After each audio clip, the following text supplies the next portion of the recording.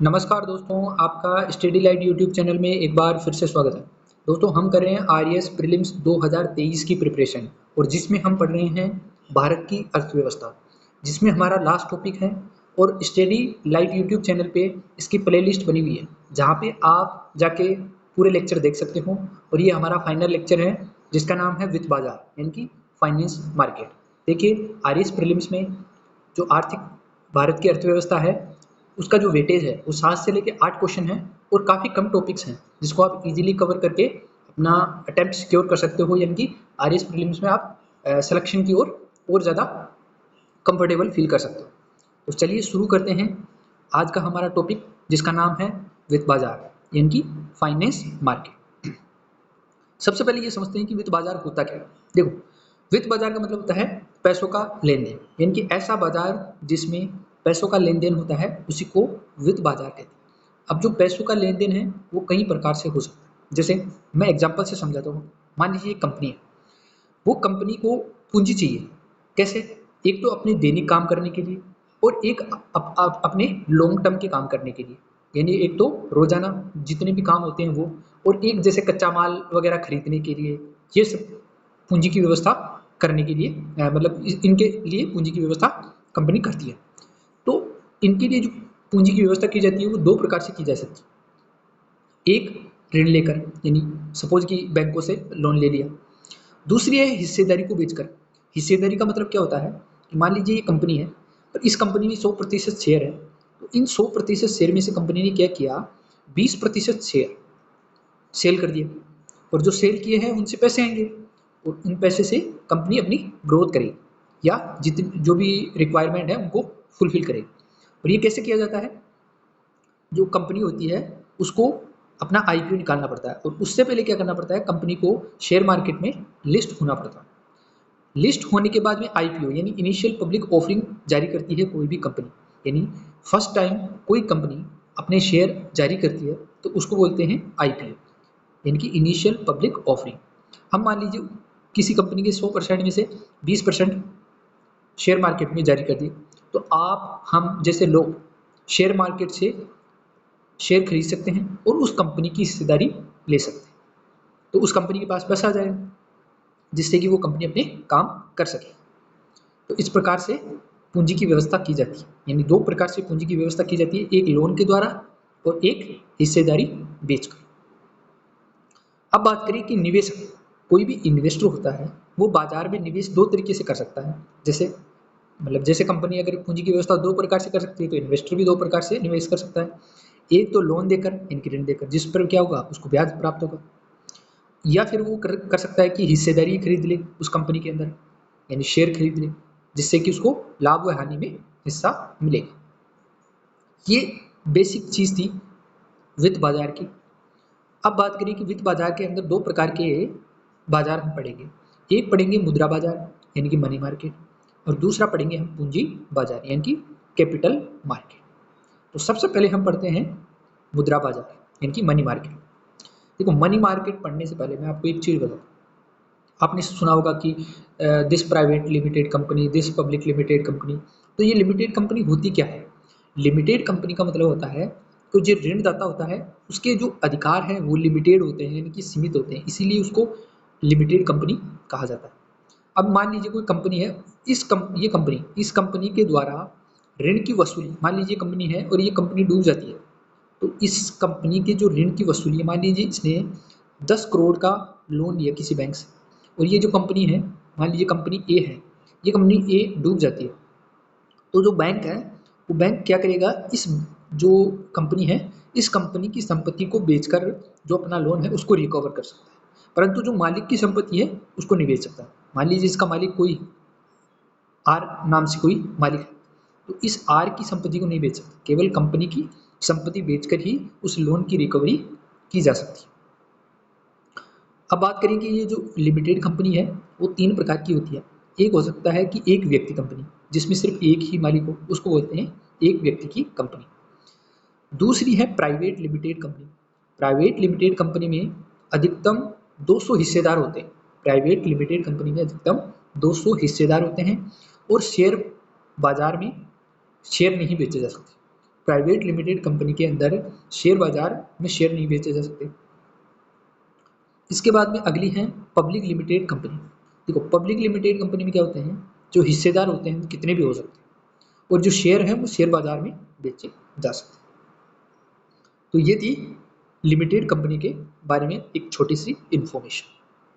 अब हम बात करते हैं प्रतिभूति यानी सिक्योरिटी के बारे में। ये सिक्योरिटी क्या है? आपने सुना होगा कि सरकारी सिक्योरिटी बेच, सरकार ने ये सिक्योरिटी रखकर लोन लिया, ये सब चीज़ें। तो सिक्योरिटी होती क्या? वित्त बाजार में जब भी पैसों का लेन देन किया जाता है तब प्रतिभूति को खरीदा व बेचा जाता है। मान लीजिए सरकार है, इस सरकार को पैसे चाहिए तो सरकार क्या करेगी? प्रतिभूति बेचकर क्या करेगी? पैसे ले लेगी और जब वापस लौटाएगी तो वो प्रतिभूति को वापस दे लेगी।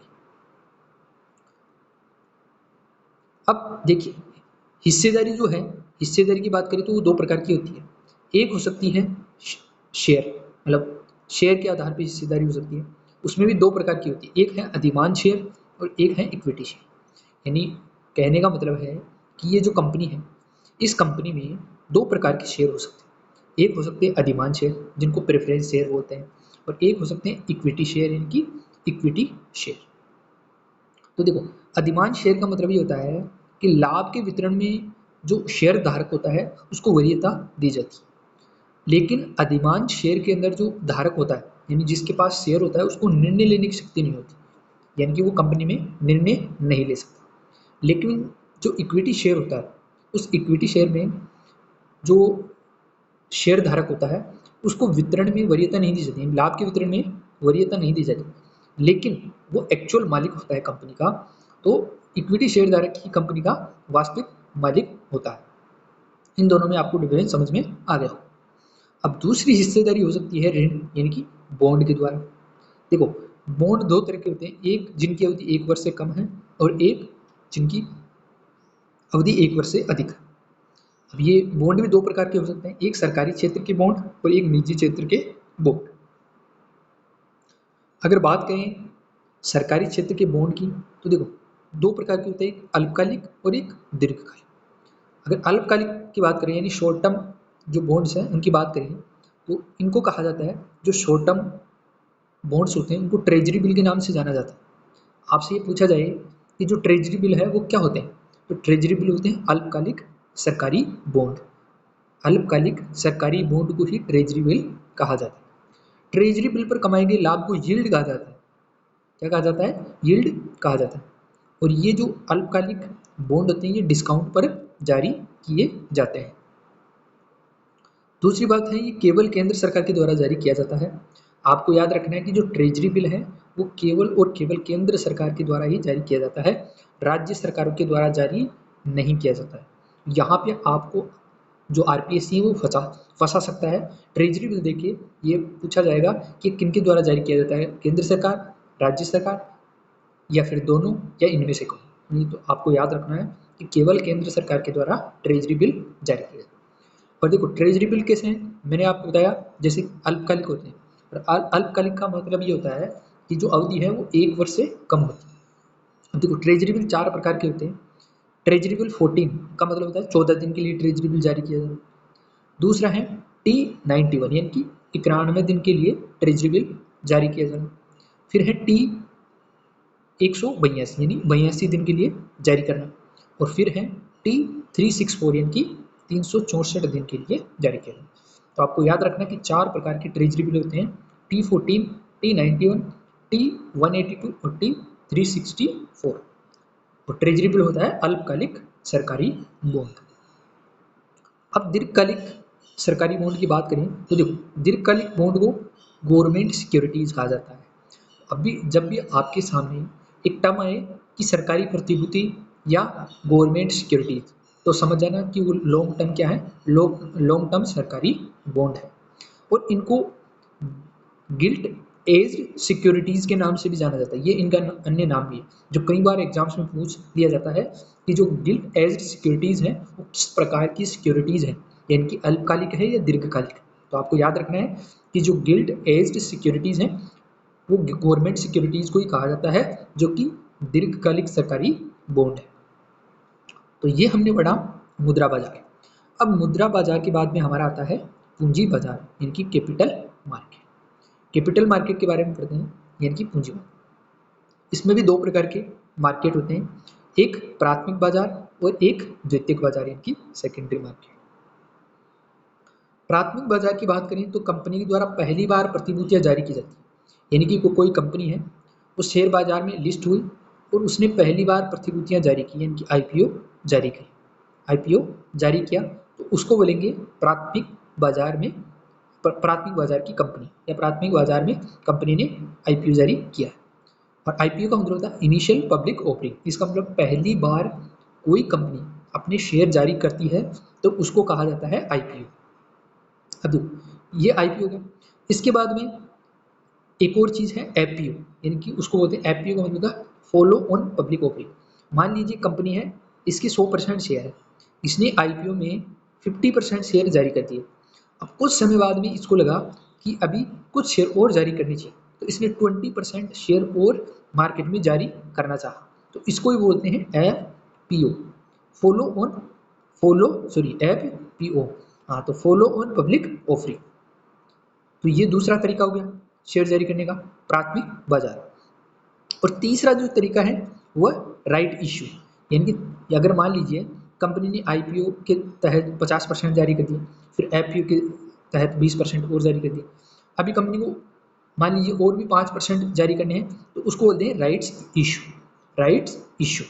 तो राइट्स इश्यू के तहत कंपनी प्राथमिक बाजार में अपने शेयर जारी कर सकती है। अब बात कर लेते हैं द्वितीय बाजार की यानी कि सेकेंडरी मार्केट की। वर्तमान में दो प्रकार के द्वितीयक बाजार हैं, एक है मुंबई स्टॉक एक्सचेंज और दूसरा है नेशनल स्टॉक एक्सचेंज। यानी स्टॉक एक्सचेंज के माध्यम से द्वितीय बाजार में कोई कंपनी के जो शेयर हैं उनको बेचना। जैसे मान लीजिए कंपनी थी, इसने आईपीओ जारी किया अपने प्राथमिक बाजार में, मान लीजिए 20%। अब क्या हुआ सेकेंडरी मार्केट में, सेकेंडरी मार्केट में मान लीजिए इन 20% में से 5% शेयर मैंने खरीद लिया, तो इन 5% को मैं क्या करूँगा, मैं बेचना चाहता हूँ तो मैं कहाँ बेचूंगा, सेकेंडरी मार्केट में। सेकेंडरी मार्केट के कौन कौन से ऑप्शन हैं, एक है मुंबई स्टॉक एक्सचेंज और एक दूसरा है नेशनल स्टॉक एक्सचेंज। वैसे तो और भी कई स्टॉक एक्सचेंज है, लेकिन जो ज़्यादा बड़े स्टॉक एक्सचेंज है भारत में वो दो हैं, एक है मुंबई स्टॉक एक्सचेंज और दूसरा है national stock exchange.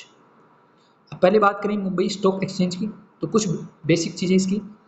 Mumbai stock exchange को 1875 में स्थापित किया गया था।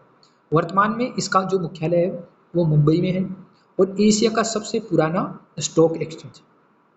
अब इसको ऐसा भी बोल सकते हैं कि भारत का पहला stock exchange Mumbai stock exchange, या फिर ऐसे भी कह सकते हैं कि एशिया का सबसे पुराना stock exchange Mumbai stock exchange है, भारत का सबसे पुराना स्टॉक एक्सचेंज। अब जो मुंबई बॉम्बे स्टॉक एक्सचेंज है, इसके द्वारा कुछ सूचकांक यानी कुछ इंडेक्सेस जारी किए जाते हैं, जिनमें देखो पहला जो इंडेक्स है वो है सेंसेक्स। आपने नाम सुना होगा कि जो आज सेंसेक्स इतने पे बंद हुआ, आज सेंसेक्स इतना नीचे गिर गया। तो इस सेंसेक्स का क्या मतलब होता है, तो देखो सेंसेक्स का मतलब ये होता है कि जो भी बॉम्बे स्टॉक एक्सचेंज में जितनी भी कंपनियां लिस्टेड होती हैं, इनकी सूचीबद्ध होती हैं, उनमें से जो 30 बड़ी कंपनियां होती है उनके शेयरों की जो औसत कीमत होती है, उनके उतार चढ़ाव को ये जो इंडेक्स है यानी जो सेंसेक्स है वो बताता है। तो सेंसेक्स का कुल मिला के इतना मतलब होता है कि बॉम्बे स्टॉक एक्सचेंज में लिस्टेड 30 बड़ी कंपनियों के शेयरों की औसत कीमत। तो यदि आपको जानना है कि बॉम्बे स्टॉक एक्सचेंज के अंदर जो 30 बड़ी कंपनियां हैं उनका जो शेयर है उनकी औसत कीमत कितनी है, तो आपको देखना चाहिए कि सेंसेक्स कितना चल रहा है, उसके आधार पे आपको पता लगे। दूसरा जो इंडेक्स होता है बॉम्बे स्टॉक एक्सचेंज के अंदर वो है BSE 100, यानी इसको नाम से बोलते हैं बॉम्बे स्टॉक एक्सचेंज 100। अब जैसे सेंसेक्स था उसमें 30 बड़ी कंपनियों की शेयरों की औसत कीमत थी, और 100 का मतलब 100 बड़ी कंपनियों के शेयरों की औसत कीमत का जो इंडेक्स है उसको बोलते हैं BSE 100। फिर अगला इंडेक्स आता है BSE 200। तो सीधी सी बात है BSE 200 का मतलब है कि 200 बड़ी कंपनियों की शेयरों की औसत कीमत को दर्शाने वाला इंडेक्स BSE 200 इंडेक्स कहलाता है। फिर एक और इंडेक्स आता है जिसको बोलते हैं बैंकेक्स। क्या बोलते हैं, बैंकेक्स। तो बैंकेक्स का मतलब होता है, देखो बैंक एक्स। तो बैंक एक्स का मतलब होता है सूचीबद्ध 12 बड़े बैंकों के शेयरों की औसत कीमत। जो ऊपर वाले 3 इंडेक्स थे, वो 3 इंडेक्स ये बता रहे थे कि जो बड़ी कंपनियां हैं उन कंपनियों के औसत जो शेयर है उनकी औसत कीमत क्या है। लेकिन जो बैंक एक्स हैं वो क्या बताता है कि जो 12 बड़े बैंक हैं उनके शेयरों की औसत कीमत क्या है। तो ये 4 इंडेक्स बॉम्बे स्टॉक एक्सचेंज में होते हैं। अगला जो हमारा स्टॉक एक्सचेंज है वो है एनएसई, यानी कि नेशनल स्टॉक एक्सचेंज। सबसे पहले इसकी कुछ बेसिक चीज़ें, इसकी जो स्थापना है वो 1992 में की गई थी और किस समिति के द्वारा, फेरवानी समिति की सिफारिश पर 1992 में नेशनल स्टॉक एक्सचेंज को स्थापित किया गया। वर्तमान में अगर मुख्यालय की बात करें तो वो है मुंबई में। व्यापार की मात्रा के आधार पर भारत का सबसे बड़ा स्टॉक एक्सचेंज। व्यापार की मात्रा के आधार पर आपसे पूछा जाए कि भारत का सबसे बड़ा स्टॉक एक्सचेंज कौन सा है, तो आपको बताना है नेशनल स्टॉक एक्सचेंज एनएसई। अब जिस प्रकार बॉम्बे स्टॉक एक्सचेंज के अंदर इंडेक्सेज यानी सूचकांक जारी किए जाते थे, उसी प्रकार नेशनल स्टॉक एक्सचेंज में भी सूचकांक जारी किए जाते। तो पहला है निफ्टी। ये भी आपने सुना होगा कि आज निफ्टी कितना है, आज निफ्टी कितने पे बंद हुआ, कितने पे चला। तो देखो निफ्टी का मतलब होता है कि सूचीबद्ध 50, 1 से लेके 50 बड़ी कंपनियों के शेयरों की औसत कीमत के उतार चढ़ाव को दर्शाने वाला इंडेक्स निफ्टी कहलाता है। और निफ्टी कहाँ, किस स्टॉक एक्सचेंज के अंदर दर्शाया जाता है, नेशनल स्टॉक एक्सचेंज के। फिर आता है जूनियर निफ्टी। देखो लॉजिक लगाओ, जूनियर का मतलब निफ्टी का जूनियर। तो जो निफ्टी था उसमें 1 से लेकर 50 बड़ी कंपनियां थी और जो जूनियर निफ्टी है उसमें भी 50 कंपनियां हैं, लेकिन 51 से लेके 100 तक की बड़ी कंपनियां हैं, क्योंकि 1 से लेके 50 तक तो निफ्टी में आ गई और 51 से लेके 100 तक की बड़ी जो कंपनियां हैं वो जूनियर निफ्टी के अंदर आ गई। यानी 51 से लेके 100 तक की जो जितनी भी बड़ी कंपनियां हैं उन सभी कंपनियों के शेयरों की औसत कीमत जूनियर निफ्टी के अंदर दर्शाई जाती है। अगला है बैंक निफ्टी। तो उसमें बैंक एक्स था बॉम्बे स्टॉक एक्सचेंज में, यहाँ पे बैंक निफ्टी है। तो यहाँ पे भी 12 बड़े बैंकों के शेयरों की औसत कीमत का उतार चढ़ाव कराने वाला index bank Nifty. Bombay stock exchange में बात करेंगे तो बैंक एक्स हो जाएगा और नेशनल स्टॉक एक्सचेंज की बात करेंगे तो बैंक निफ्टी हो जाएगा। तो ये कुछ इंपॉर्टेंट चीज़ें थी बॉम्बे नेशनल स्टॉक एक्सचेंज के बारे में। अब कुछ इंपॉर्टेंट पॉइंट्स की बात कर लेते हैं। तो देखो न्यूयॉर्क स्टॉक एक्सचेंज ये विश्व का सबसे बड़ा स्टॉक एक्सचेंज है और इसका मुख्य सूचकांक क्या है, जैसे हमारे पास Nifty 50, Bankex, BSE 100, BSE 200 ये सब होते हैं ना। तो न्यूयॉर्क स्टॉक एक्सचेंज के अंदर जो मुख्य सूचकांक होता है उसको बोलते हैं डाउ जोन्स। तो आपसे पूछा जाए कि डाउ जोन्स क्या है, या डाउ जोन्स जो सूचकांक है वो किस स्टॉक एक्सचेंज के अंदर दर्शाया जाता है, तो न्यूयॉर्क स्टॉक एक्सचेंज के अंदर दर्शाया जाता है। और न्यूयॉर्क स्टॉक एक्सचेंज विश्व का सबसे बड़ा स्टॉक एक्सचेंज। इसके बाद में एक और आता है नॉस्डैक। तो नॉस्डैक न्यूयॉर्क में स्थित एक अन्य स्टॉक एक्सचेंज है और अधिकतर आईटी कंपनी जो कि सिलिकॉन वैली के अंदर है, जितनी भी आईटी कंपनीज हैं, अधिकतर आईटी कंपनीज हैं, उनके जो शेयर हैं वो कहाँ पे लिस्टेड होते हैं, नॉस्डैक के अंदर। और नॉस्डैक कहाँ है, न्यूयॉर्क में स्थित। अगर भारत की बात करें तो भारत की पहली जो आईटी कंपनी थी कौन सी, इन्फोसिस। इन्फोसिस कंपनी पहली भारतीय आईटी कंपनी थी जो कि कहाँ पे लिस्टेड हुई, नॉस्डैक के अंदर, यानी कि न्यूयॉर्क में स्थित स्टॉक एक्सचेंज नॉस्डैक के अंदर भारत की इन्फोसिस कंपनी पहली कंपनी थी जो लिस्टेड हुई। इसके बाद में आता है अगला stock exchange Amsterdam stock exchange, जो कि नीदरलैंड के अंदर स्थित है, एम्स्टर्डम स्टॉक एक्सचेंज। और ये विश्व का सबसे पुराना स्टॉक एक्सचेंज। देखो दो चीज़ है, अगर आपसे ये पूछा जाए कि विश्व का सबसे बड़ा कौन सा है, सबसे बड़ा स्टॉक एक्सचेंज, तो आप बताओगे न्यूयॉर्क स्टॉक एक्सचेंज। और आपसे ये पूछा जाए कि सबसे पुराना, विश्व का सबसे पुराना स्टॉक एक्सचेंज कौन सा है, वो है एम्स्टर्डम स्टॉक एक्सचेंज जो कि नीदरलैंड में स्थित है। अब देखो हम कुछ इंपॉर्टेंट शब्दावली की बात करेंगे, यानी कि कुछ इंपॉर्टेंट वर्ड्स हैं जो कि शेयर मार्केट में चलते हैं। देखो एक आता है बुल, जिसको बोलते हैं हिंदी में तेजड़िया। तो देखो निवेशक का शेयर बाजार ऊपर की ओर जाता है तो उसको बोलते हैं कि क्या हो रहा है शेयर मार्केट में, बुल फैक्टर आ रहा है। बुल फैक्टर का मतलब होता है तेजी आ गई, यानी उसको बोलते हैं तेजड़िया। और अगर यदि शेयर मार्केट में अगर मंदी आ जाती है तो उसको बोलते हैं बियर, यानी निवेशक शेयर बाजार को नीचे की ओर ले आता है तो उसको बोलते हैं बियर।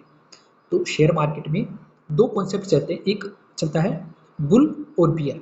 अब इनमें दोनों में अच्छा कौन सा है, तो दोनों ही अच्छे हैं। क्यों क्यों अच्छे हैं? क्योंकि बुल क्या करता है कि शेयर मार्केट को बहुत ज़्यादा ऊपर ले जाने में क्या करता है, मतलब ऊपर ले जाने में हेल्प करता है, और जो बियर मार्केट है वो उसको नीचे खींचने में मदद करता है। यानी कि कहने का मतलब है बुल और जो बियर है वो शेयर मार्केट में बैलेंस बनाने का काम करते हैं। फिर एक और चीज़ आती है स्पॉट ट्रेडिंग। स्पॉट ट्रेडिंग में क्या होता है, ट्रेडिंग के समय सौदा पूरा किया जाता है, यानी ट्रेडिंग के समय ही सौदा पूरा किया जाता है, और इसका जो टाइम पीरियड है वो माना जाता है T+2 डेज। T+2 डेज का नियम काम में आता है। T+2 डेज का मतलब होता है कि जिस दिन ट्रेडिंग होती है उससे लेके 2 दिन तक जो ट्रेडिंग होती है उसको बोलते हैं स्पॉट ट्रेडिंग। फिर आता है फ्यूचर ट्रेडिंग। देखो फ्यूचर ट्रेडिंग का मतलब होता है सौदे को एक निश्चित कीमत तथा निश्चित समय पर पूरा किया जाता है, तो इसको बोलते हैं फ्यूचर ट्रेडिंग। इसके अंदर फ्यूचर एंड ऑप्शन का विकल्प रहता है। कहने का मतलब है कि सौदे को रद्द करने पर सौदे के लिए दी गई टोकन राशि को क्या कर लिया जाता है, वापस नहीं दिया जाता। फ्यूचर ट्रेडिंग में क्या होता है कि एक फिक्स टोकन राशि होती है। जब भी फ्यूचर ट्रेडिंग होती है एक निश्चित कीमत और निश्चित समय पर पूरा करने के लिए, तो उसमें एक टोकन राशि कटवानी पड़ती है। यदि मान लीजिए वो फ्यूचर ट्रेडिंग पूरी नहीं हो पाती है तो वो जो टोकन राशि है वो आपको वापस नहीं मिलेगी। इसके बाद में आता है अगली शॉर्ट लिस्टिंग। तो अभी आपने रिसेंटली न्यूज़ में सुना होगा जो अडानी की कंपनी थी, उसमें एक फॉरेन की कंपनी थी, उसका नाम मुझे याद नहीं आ रहा है, उन्होंने शॉर्ट सेलिंग करके जो अडानी की कंपनी थी उसके शेयरों को बहुत ज़्यादा नीचे गिराया। तो देखो शॉर्ट सेलिंग में करते क्या है, शॉर्ट सेलिंग करने वाले व्यक्ति के पास प्रारंभिक कोई शेयर नहीं होते। वो क्या करते हैं, ब्रोकर से शेयर उधार लेते हैं। वो पहले जो कंपनी है ऐसा करने वाली, वो पहले इन्वेस्टिगेशन करती है उस कंपनी की कि उस कंपनी के जो शेयर हैं उनकी जो वैल्यू है वो नीचे गिर सकती है नहीं गिर सकती है। पूर्ण रूप से उसकी क्या कर सकते हैं, रिसर्च करते हैं, और उसके बाद में ही ऐसा करते हैं, क्योंकि अगर ऐसा नहीं करेंगे तो उनको लॉस हो सकता है। तो उसके बाद में क्या करते हैं, वो ब्रोकर से शेयर खरीद लेते हैं, फिर उधार लिए गए शेयर को शेयर बाजार में बेच देते हैं, जिससे शेयर बाजार गिरने लगता है। यानी कि शॉर्ट सेलिंग करने वाला व्यक्ति क्या करता है, ब्रोकर से शेयर खरीदता है काफ़ी मात्रा में, यानी बल्क में शेयर खरीदता है, और उन शेयरों को क्या करता है, शेयर बाजार में बेच देता है। अब बेचेगा तो क्या करेगा, शेयर बाजार नीचे आएगा। अब शेयर बाजार नीचे आएगा, शेयर बाजार गिरने पर उन्हें क्या करता है, वो उन शेयरों को ब्रोकर से वापस शेयर बाजार से उन शेयर्स को खरीद लेता है, और जिस ब्रोकर से उसने पहले खरीदी थी उसको वापस लौटा देता है। तो बीच के अंदर मान लीजिए किसी ब्रोकर से 100 रुपये में एक शेयर खरीदा और उसने शॉर्ट सेलिंग करके बेच दिया। अब जो शेयर है उसकी कीमत मान लीजिए 50 रुपये आ गई, तो उसने 50 रुपये में खरीद के वापस उस ब्रोकर को लौटा दी।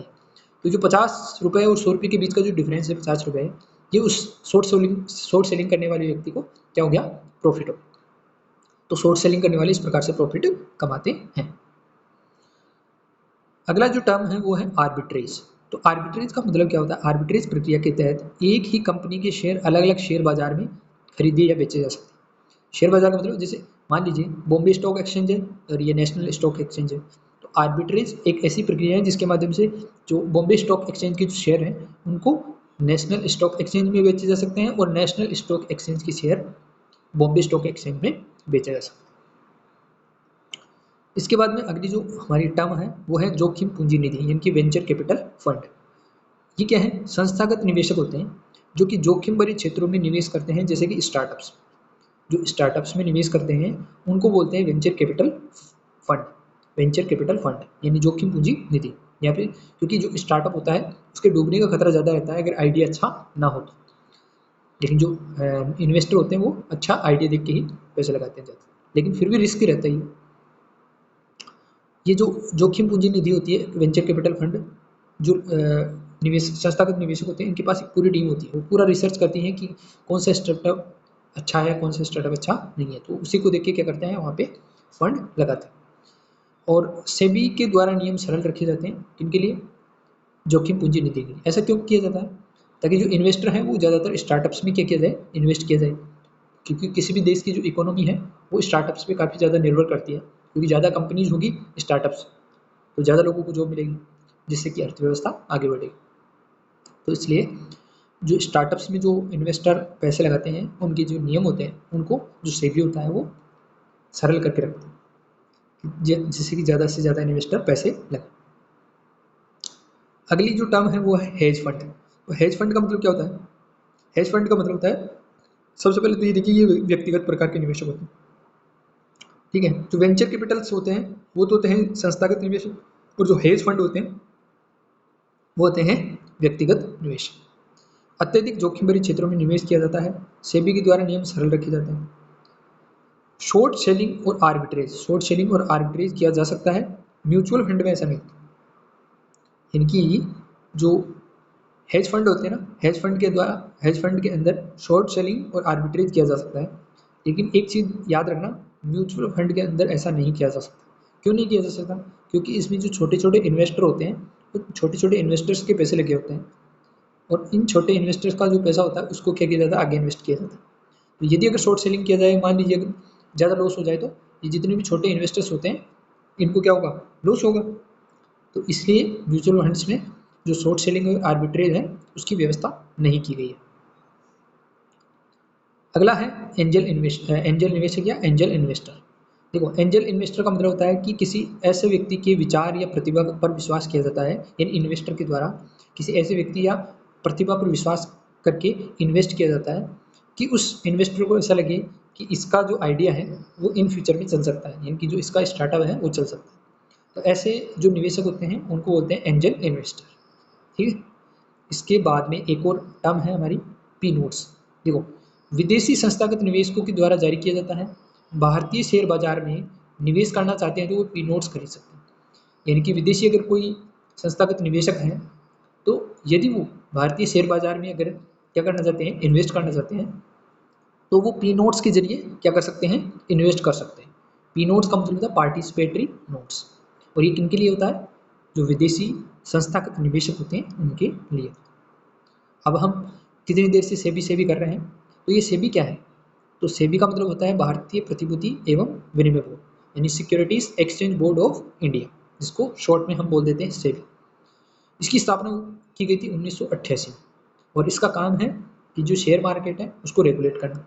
और ये एक वैधानिक संस्था है। वैधानिक संस्था का मतलब होता है कि हमारे संविधान में इसका मेंशन कर रखा है, यानी किसी अधिनियम के द्वारा इसको बनाया गया। किस अधिनियम के द्वारा बनाया गया है, तो भारतीय प्रतिभूति और विनिमय बोर्ड अधिनियम 1992 के द्वारा सेबी को बनाया गया। अगर सेबी के कार्यों की बात करें तो इसके क्या कार्य हैं, देखो, सेबी के कार्य में सबसे पहले आता है पूंजी बाजार या वित्त बाजार की एक नियामक संस्था, यानी रेगुलेटरी इंस्टीट्यूशन है। किसके लिए, पूंजी बाजार और वित्त बाजार के लिए, पूंजी बाजार या वित्त बाजार के लिए। शेयर बाजार में कार्य करने वाली सभी संस्थाओं का पंजीकरण सेबी के द्वारा होता है, यानी यदि शेयर बाजार में किसी कंपनी को शेयर अपने शेयर बाजार में बेच रहे हैं तो सबसे पहले उसको सेबी के द्वारा रजिस्टर किया जाता है। छोटे निवेशकों के हितों का संरक्षण किया जाता है, जैसे मैंने आपको बताया था अभी कि जो म्यूचुअल फंड में लगाते हैं, तो म्यूचुअल फंड में लगाने वाले जो छोटे इन्वेस्टर होते हैं उनके हितों की रक्षा की जाती है सेबी के द्वारा, ताकि इनको कोई नुकसान ना हो। फिर है इनसाइडर ट्रेडिंग को रोकना। इनसाइडर ट्रेडिंग का मतलब होता है कि मान लीजिए एक कंपनी है और इस कंपनी के अंदर ही जो शेयर है उनको बेचकर शेयर की जो मूल्य है उसको बढ़ा देना, उसको बोलते हैं इनसाइडर ट्रेडिंग। तो ये इलीगल प्रैक्टिस होता है इनसाइडर ट्रेडिंग, जिसको सेबी के द्वारा क्या किया जाता है, रोका जाता है। तो ये थी सेबी। ये था हमारा आज का लास्ट टॉपिक, भारतीय अर्थव्यवस्था। यहाँ पे हमारी जो भारतीय अर्थव्यवस्था है वो कंप्लीट हो जाती है। तो दोस्तों, आप भारतीय अर्थव्यवस्था को अच्छे से कंप्लीट करके 7 से 8 क्वेश्चन सिक्योर कर सकते हो। बहुत इजी क्वेश्चन आते हैं। आप इन लेक्चर को करने के बाद में जितने भी प्रीवियस ईयर के क्वेश्चन हैं, स्पेशली 2021 के, आप देख लेना, तो बहुत इजी क्वेश्चन हैं जिनको आप यहाँ से इजीली हैंडल कर पाओगे। तो धन्यवाद दोस्तों, मिलते हैं अगले किसी सब्जेक्ट को लेकर आते हैं, होपफुली कि राजस्थान पॉलिटी को लेकर आएँ। तब तक के लिए धन्यवाद दोस्तों, मिलते हैं, तब तक के लिए जय हिंद।